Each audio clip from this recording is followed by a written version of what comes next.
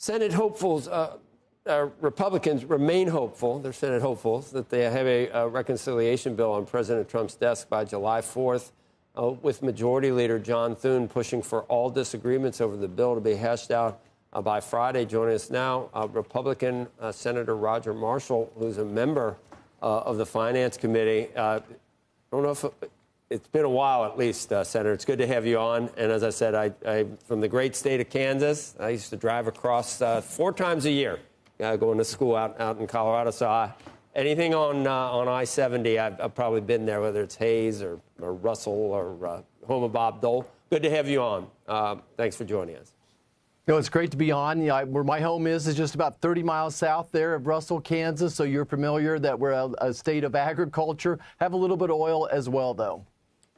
You do develop an eye for Kansas, especially when you drive across it enough times. You better, because it's a big state, Senator. So a lot was riding on this week. The most important parts of this bill, the Medicaid parts, the tax parts.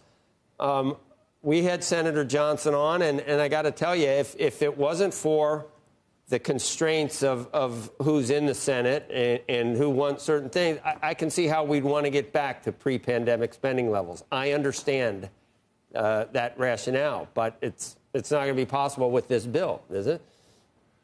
Not yet. I think that's the great goal. Senator Johnson certainly recognizes, like I do, the greatest challenge that America faces is our national debt. But the purpose of this bill is to, number one, is to prevent the largest tax increase in American history. We think that by stopping that tax increase and other provisions, that the average American family is going to get to keep $1,000 a month more of their hard-earned money. It's obviously going to secure the border. It's going to cut $1.7 trillion in spending. So this is a step in the right direction. Rome wasn't built in a day either. So the first thing we have to do is grow the economy. We need to flatten spending, and over the next 4 years, get to those pre-pandemic spending levels. I think it's very feasible. We'll take a bite of the apple now. We're going to have to take a couple more bites as these next 3 years go along, though. The House was able to slightly toughen up some of the Medicaid reform. At least they brought back the work requirements a little bit. But as it's been pointed out so many times, some of the main flaws of Medicaid are not addressed in that bill. And because of the makeup of the Senate, probably not going to be addressed there either. You're an expert. You're a doctor. What should we do? What are we able to do? Well, look, we need to strengthen and preserve Medicaid for those who need it the most. As a physician, as an obstetrician, we took care of everybody regardless of their ability to pay. And I want everyone to have meaningful access to primary care, and Medicaid provides that. So we're certainly not going to touch seniors. We're not going to touch people with disabilities. Again, we want to impact those who need it the most. On the other hand, we have 7 million healthy American men of working age who aren't working. Let's help those people find a job, help them get off Medicaid. Let's help them either get on the ACA exchange or maybe health insurance through their employer. That's a win-win opportunity. The best safety net out there is a job. So I'm trying to look for that. You can't look at this in silos, but I think that would be my goal, is to help those people that are on Medicaid, that are on food stamps right now, that are working age, they're healthy. Let's help them find a job as well. Is there a path to that with I don't know, Josh Hawley or Susan Collins? Or what would have to change in the House version for you to really tackle that issue? Look, I think the House did a really nice job. I think that we need to sync the work requirements between Agriculture Committee, that would be the SNAP provisions, and then Medicaid as well. I think we can move them up maybe 6 months to start them sooner.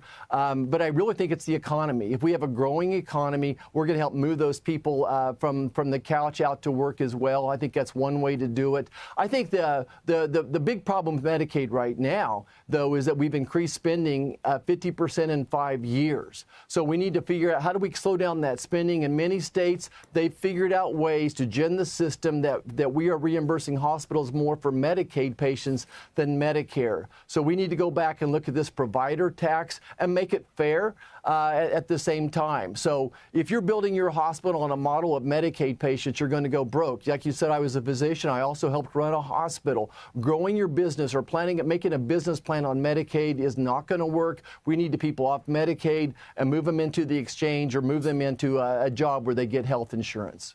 Although, Senator Marshall, that's exactly what Josh Hawley and Susan Collins and others have pointed out. They are very worried about hospitals in rural areas that they represent, saying that there will be no hospitals left. And by the way, a lot of hospitals run at incredibly thin margins, 1-2%. You are not talking about a super profitable business for the most part. The reality of that is going to come up against a very hard wall. How do you get around some of those issues? How do you solve for that? Yeah, so no one knows more about rural hospitals up here on Capitol than I do. I'm the only person that's actually ran a hospital and a rural hospital at that. There's efficiencies that many are not doing. But at the end of the day, we have something called critical access hospitals. They function on a system of Medicare Plus. So those would not be touched with this situation as well. I would make immune nursing homes from this provider tax cut as well. That's such a small amount of money to keep those rural hospitals going. There's other ways to do that. And certainly there's other systems, there's other funding, other mechanisms that they get because they are rural as well. Things are changing in rural America every day. I would love to come back and talk what the rural hospital of the future looks like. It's probably a really good emergency room with good outpatient services and go from there. Another question for you. Yesterday we had Jason Smith, the chairman of the House Ways and Means Committee, with us. He talked about fatal provisions that he said the Senate is aware that if they change some of those provisions, it will not survive the House on coming back through. Now, he didn't specify on what some of those things are. We know SALT has been a big issue, the Medicaid, as you've just been discussing. And I heard him, Jason Smith, talking overnight about some other issues. He said that there are some senators who want to make the small business tax cuts permanent, and they want to do that and pay for that by not including taxes on the tax relief on tips or overtime that the president has suggested. He seemed to suggest, Jason Smith, that that is a fatal provision and that will not survive. Where do you come down on that?